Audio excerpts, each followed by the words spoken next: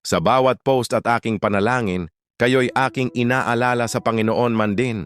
Mga mahal kong kababayan, taga-subaybay, kayo ang aking kasama sa paglago ng ating pahina.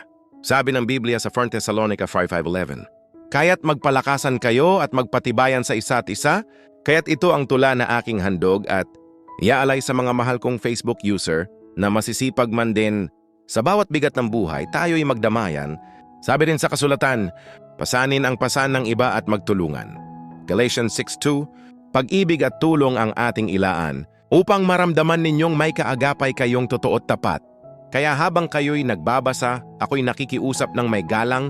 Kung kayo'y naantig at na-encourage ng ating pag-uusap sa tula kong itong inilaan, mag-send na ng star at subscribe na sa ating pahina para mas marami pa tayong maabot at mapalakas ang kanilang pananampalataya.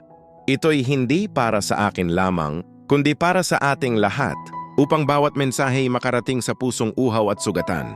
Sama-sama tayong magpapatuloy sa pag-ibig ni Kristo, harana ng pag-asa, pagdamay at pag-ibig sa inyo at sa atin sa Diyos magmumula.